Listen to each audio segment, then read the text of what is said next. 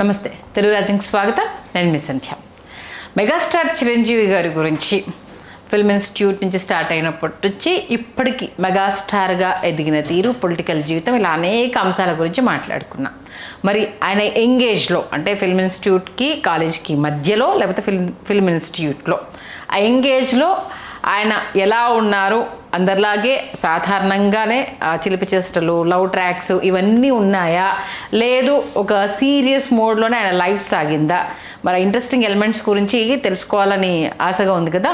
మరి ఏం జరిగింది చిరంజీవి గారి యంగర్ ఏజ్లో అనేది తెలుసుకునే ప్రయత్నం చేద్దాం. చరిత్రకారులు, సినీ రాజకీయ విశ్లేషకులు చిల్లగడ్డ శ్రీకాంత్ గారు మనతో ఉన్నారు. ఆయన మాట్లాడారు. శ్రీకాంత్ గారు నమస్తే అండి. నమస్కారం సంధ్య గారు. అంటే ఫాదర్ వచ్చేసి పోలీస్ డిపార్ట్మెంట్, ఆబ్వియస్గా కొంచెం స్ట్రిక్ట్ ఫార్మాట్ ఇంట్లో ఉంటుంది. కాలేజ్ డేస్ నుంచి ఫిల్మ్ ఇన్స్టిట్యూట్కి వచ్చేంత వరకు ఆయన అంటే ఓ 16 years నుంచి ఆల్మోస్ట్ 22 years వరకు సినిమాల్లోకి అడుగు పెట్టేంత వరకు మరి ఆ యూత్ దాంట్లో చిరంజీవి గారి లైఫ్ స్టైల్ ఎలా ఉండేది, ఆయన జీవితంలో లవ్ ట్రాక్లు ఏమైనా ఉన్నాయా, అలాంటివి ఏమన్నా జరిగా, లేకపోతే డైరెక్ట్ సినిమా ఇండస్ట్రీ ఈ ఫోకస్ దీని మీదనే ఉండేదా? వాస్తవానికి కాలేజ్ డేస్ గురించి ఇంకొక రోజు మాట్లాడుకుందాం. ఆయన మనకి ఫిలిం ఇన్స్టిట్యూట్లో చేరాలి అని అనుకునే సమయానికి ఏంటంటే ఆయన సిఏలో చేరుతానని వెంకట్రావు గారికి చెప్పి ఆయన చెన్నై రావడం జరిగింది. కాస్టింగ్ అకౌంటెన్సీ చేస్తానని చెప్పి వెంకట్రావు గారు కూడా అది నమ్మే పంపించారు. చిరంజీవి గారితో పాటు వాళ్ళ మేనమామ గారు, మన అంజనాదేవి గారి సోదరులు ఎవరైతే ఉన్నారో జలకం శ్రీనివాసరావు గారు అంటారు. శ్రీనివాసరావు గారిని తీసుకుని చిరంజీవి గారు ఫిల్మ్ ఇన్స్టిట్యూట్ ఇంటర్వ్యూకి వచ్చేసారు. రేపు ఇంటర్వ్యూ అంటే ఇవాళ వచ్చేసారు చెన్నైకి.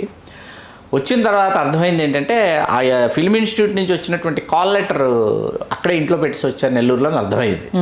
వచ్చిన తర్వాత అప్పుడు call letter, without call letter అసలు వెళ్ళలేరు కదా. అందుకని మళ్ళీ ఈ శ్రీనివాసరావు గారు నేను ఎక్కడుంది ఇంట్లో ఎక్కడ పెట్టామంటే పలానా దగ్గర పెట్టానంటే నువ్వు రేపు సరిగ్గా సమయానికి నేను తీసుకుని వచ్చేస్తానని మళ్ళీ నెల్లూరు తిరిగి వెళ్ళాలి. అక్కడి నుంచి మళ్ళీ లెటర్ తీసుకొని రావాలి. ఈ శ్రీనివాసరావు గారు వెళ్ళి వెంకట్రావు గారి కంట పడకుండా అటు తిరిగి ఇటు తిరిగి, ఎందుకంటే వెంకట్రావు గారికి ఏంటి శంకరబాబుని చెన్నై తీసుకెళ్ళాడని కదా, అవును అది కదా రిజిస్టర్ ఏంటి, ఆయన కనిపించకూడదు. మళ్ళీ కనిపించకుండా ఆ లెటర్ చాలా జాగ్రత్తగా సంపాదించి అక్కడి నుంచి మళ్ళీ బయలుదేరి మళ్ళీ చెన్నై వచ్చి ఉదయానికి ఈయన ఇంటర్వ్యూ వెళ్ళే సమయానికి ఆ లెటర్ తీసుకుని రావడం జరిగింది. అదొక మెమరబుల్ ఇన్సిడెంట్. ఈవేళ ఫ్యామిలీ మెంబర్స్లో శ్రీనివాసరావు గారికి వాళ్ళకి గుర్తుందో లేదో నాకు తెలియదు, కానీ ఇది నాకు శ్రీనివాసరావు గారు స్వయంగా చెప్పినటువంటి విషయం. ఇది ఇట్లా జరిగిందని చెప్పేసి. తర్వాత చిరంజీవి గారు, సుధాకర్ గారు, హరిప్రసాద్ గారు వీళ్ళు రూమ్మేట్స్ అండి. వీళ్ళు ముగ్గురు రూమ్మేట్స్గా విజయరాఘవాచారి వీధిలో మేడ మీద ఉండేవారు. ఆ విజయరాఘవాచారి మేడ మీద ఉన్నటువంటి గది ఏదైతే ఉందో ఆ పోర్షను మన కొరియోగ్రాఫర్ సుచిత్ర గారు వాళ్ళ ఇల్లు అనమాట. ఇంటి పైన ఉండేవారు చిరంజీవి గారు వాళ్ళు. సుచిత్ర గారు వెరీ స్మాల్ బేబీ అట. చంద్రబోస్ గారు ఆవిడ చాలా అద్భుతమైన కొరియోగ్రాఫర్. ఆవిడ చిరంజీవి గారి కొరియోగ్రాఫ్ చేస్తానని ఆవిడ ఊహించుండ్రు, చిరంజీవి గారు ఊహించుండ్రు. ఆపద్బాంధవుడి సమయంలో సాధ్యపడింది. ముఠామేస్త్రిలో కూడా ఆవిడ చేశారు సుచిత్ర గారు. అక్కడ ఆ గదిలో ఉండేవాళ్ళు. అక్కడ వీళ్ళేంటి రోజు కూరలు తీసుకొచ్చేటటువంటి బాధ్యత వీళ్ళు హరిప్రసాద్ గారికి అప్పచెప్పారు. హరిప్రసాద్ గారి బాధ్యత ఏంటి, ఈరోజు మార్కెట్కి వెళ్ళి కూర కొనుక్కొని రావాలి అనేది వాళ్ళ షెడ్యూల్లో ఉంటుందన్నమాట. ఈయన హరిప్రసాద్ గారు ఏం చేశారంటే రోజు ములక్కాడలు పట్టుకొస్తున్నాడంట.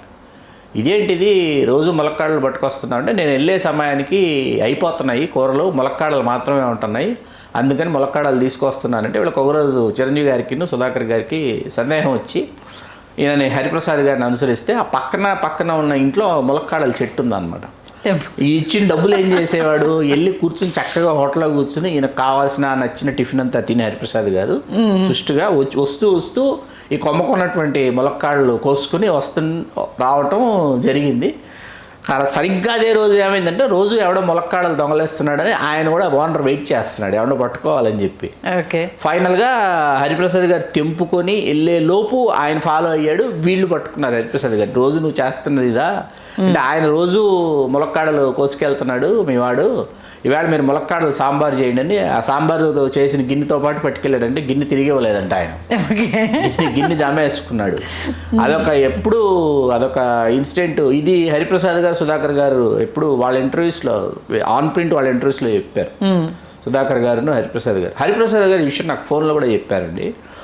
బాధాకరమైన విషయం ఏంటంటే ఆ సమయంలో 2008లో చిరంజీవి గారి నిర్మాతల్ని దర్శకులు 32 మందిని ఇంటర్వ్యూ చేశారు. ఇంటర్వ్యూ చేసిన సమయంలో ఏంటంటే హరిప్రసాద్ గారిని, నారాయణరావు గారిని, సుధాకర్ గారిని కూర్చోబెట్టి ఇంటర్వ్యూ చేయాలి.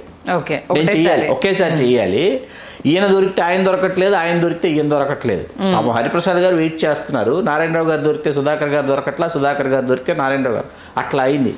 సరే, హరిప్రసాద్ గారు ఫోన్లో చెప్పినటువంటి విషయం, హరిప్రసాద్ గారు TV9 ఇంటర్వ్యూకి వెళ్ళి మరణించడం అనేది చాలా బాధాకరమైనటువంటి విషయం. చాలా బాధ కలుగుతుంది వాళ్ళకి. ఆ సమయంలో ఏంటంటే చిరంజీవి గారు ఇన్స్టిట్యూట్కి ఒక షార్ట్ కట్ కనిపెట్టారు. ఒక షార్ట్ కట్, ఎందుకంటే మెయిన్ రోడ్ నుంచి వెళ్ళాలి. చిరంజీవి గారు నడుచుకుని వెళ్ళేవారు ఇన్స్టిట్యూట్కి.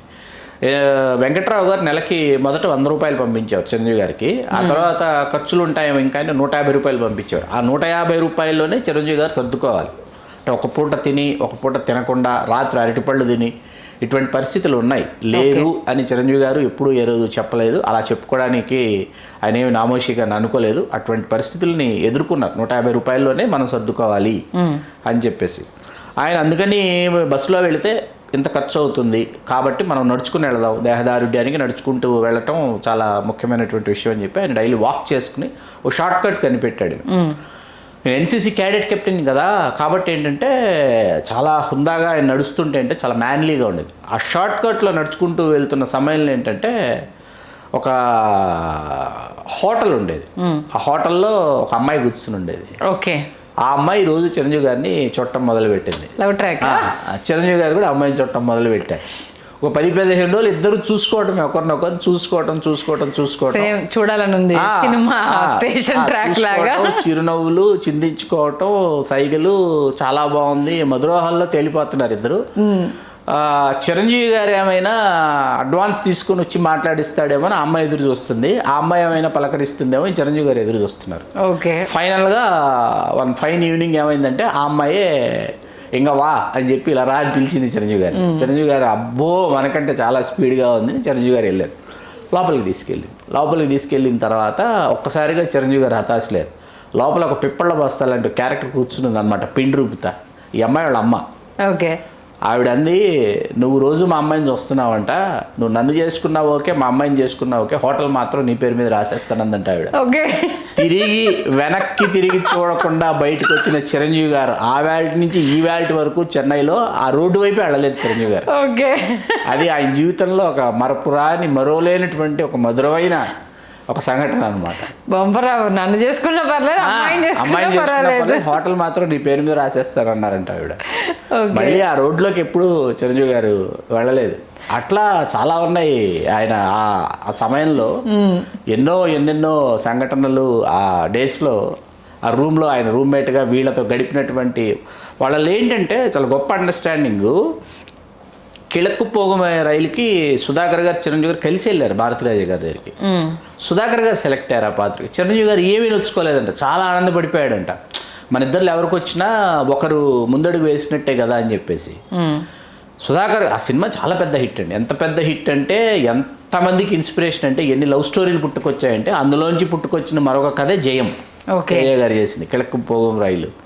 అది తెలుగులో తూర్పు వెళ్ళే రైలుని బాపు గారు రీమేక్ చేశారు. మోహన్ గారిని, జ్యోతి గారిని పెట్టి చాలా బాగుంటుంది. ఎస్పి బాలసుబ్రహ్మణ్యం గారు సంగీతం చేసే తెలుగు. అక్కడ ఇళయరాజా గారు అద్భుతం, దృశ్యకావ్యం అనమాట అక్కడ. ఓకే, అలా తర్వాత మళ్ళీ హరిప్రసాద్ గారు దాసరి నారాయణరావు గారి దగ్గరికి వెళ్ళినప్పుడు శివరంజన్ కోసము ఇంకా ఇద్దరు ఉన్నారంట కదా మీరు రూమ్మేట్స్, నాకు చెప్పారు వాళ్ళని కూడా తీసుకురండి అంటే ఈయన అసలు వాళ్ళు ఉన్నా కూడా ఊరికి వెళ్ళారని చెప్పాడు ఈయన.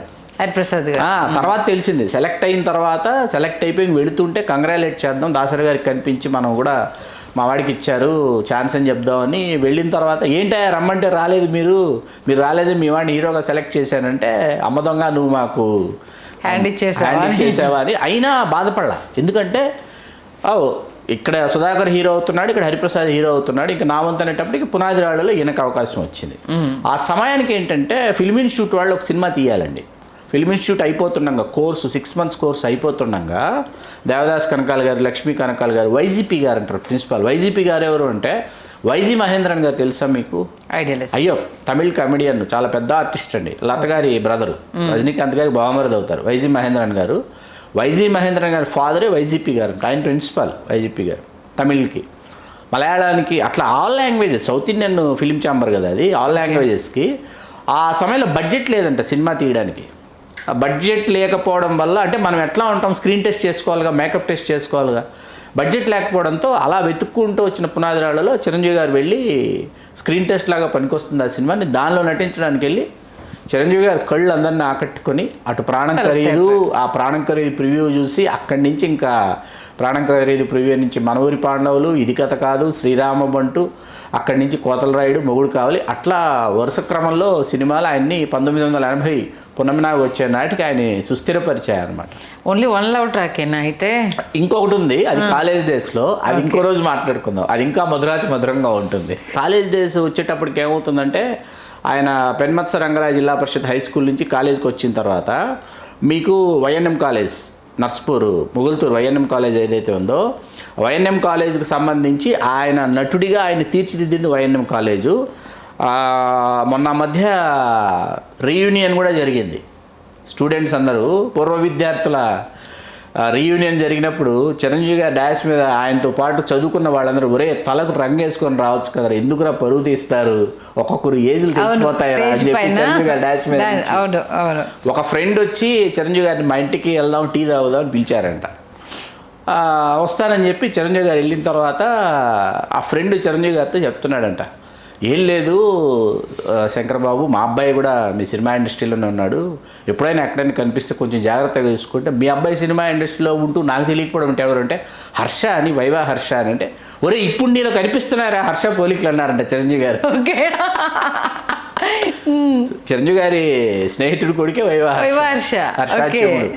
ఇప్పుడు నీలో హర్ష పోలికలు కనిపిస్తున్నారని నువ్వు చెప్తుంటే బాగా చూసుకుంటానని శంకరవర ప్రసాద్లో వేషం, మంచి చిన్న వేషమైనా మంచి వేషం, మంచి వేషాలు చిరంజీవి గారితో భవిష్యత్తులో వెయ్యాలి హర్ష అని కోరుకుందాం. నిజంగా అంటే ఎంతమంది చూపుల వాళ్ళకు చిక్కుకున్నా చివరికి మాత్రం సురేఖ గారికి సొంతం అయిపోయి ఇవి మాత్రం అలా మధుర స్మృతులుగా మిగిలిపోయాయి అన్నట్టు మంచి విశ్లేషణ ఇచ్చారు. థ్యాంక్ యూ శ్రీకాంత్ గారు. ధన్యవాదాలు సంధ్య గారు.